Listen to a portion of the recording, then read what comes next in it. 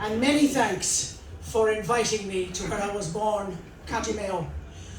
And I think where my best influences and where I was chiselled and honed back to speak about what I think is one of the best books I have read, felt and seen for a long time. It is magnificent. Bravo! Absolutely magnificent. I hear the tramp of marching men down through the silent years. I see again the trusty guns, the faded bandoliers. Once more I hear the anguish cry from many a fond heart wrong. The rest of us have grown to age, but you are always young. Whether you fell amid shot and shell on a hillside in Green Mayo, or died with your backs to a wall of fire in the flaming GPO, freely you gave your priceless lives on freedom altar flung. The rest of us have grown to age, but you are always young. You left us in the spring of life when hope's bright sun was high, as down some cobwebbed country lane you marched away to die. Perhaps we'll see you smile again, bright serried ranks among.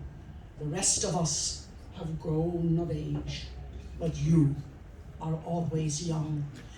Now, I would just want to say one or two things about the book before I speak to Sean. I don't think I can think of a better way to commemorate the Men of the West 1919 to 1922 than by this outstanding publication. Okay. It is magnificent in the year 2021 when we still have, and we have seen it recently in relation to the North, trouble with people going to certain commemorative events. The historical accuracy, the research, the references, the stories, it is full of stories.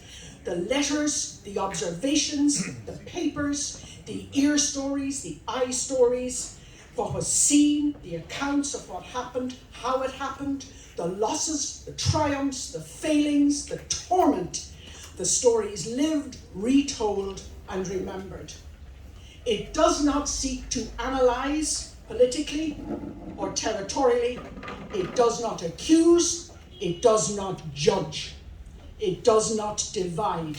It tells you the truth, the glorious truth, and the cruel truth of what happened, how it happened, where it happened, and when it happened, and the outcome. It is a book, in my opinion, about bravery and purpose, a belief in an autonomous Ireland free of control. And Maureen Gaffney was speaking about that last night in relation to ourselves. One of the greatest things we need is autonomy, the autonomous self where we're not controlled. An Ireland for Ireland. It is a book about resilience, passion, and sacrifice.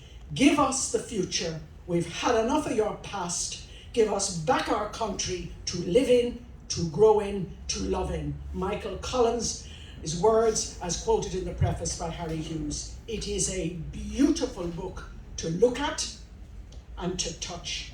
And each chapter, when you see it later, each chapter is an individual story, an account, an angle, a description, and brings the reader to battles and skirmishes and prisons and images and action and jails and killings and survivals and funerals and death and beatings and winnings and black and tans and auxiliaries and crown forces. It is a history of Mayo and the men of the West, West Mayo Brigade. And we are all, in one way, no matter where you're from, what your pathology is, part of that. Because somewhere in the book there is a past of a family or an uncle or a granduncle or a grandfather or an aunt in the Common Amon or neighbours or people you knew, grew up with, or stories you heard. So it is for us all. I cannot go, and I won't go through each chapter or pick out one against the other. It's not possible. The people in the photos are brilliant. They are brilliantly chosen throughout the whole book. And the photograph at the front was taken by Jack Leonard in June 1921 in La Hardon, men of the then serving ASU, what would be the Active Service Unit, West Mayo Brigade, West Mayo Flying Column, and the standard of the photos carries on throughout. So I wanted to tell you one last thing. The foreword is the best foreword I have ever read. I have written forewords myself. They are in the halfpenny place to this. I have read forewords that you kind of read the first paragraph and say, oh God, well I'll get to the book. This is magnificent by Admiral Mellett of the Irish Army. He's Chief Staff of Oglenaheron. The Irish state as we know it today is the fruit of the seed sown by the warriors and the volunteers, such as the men of the West.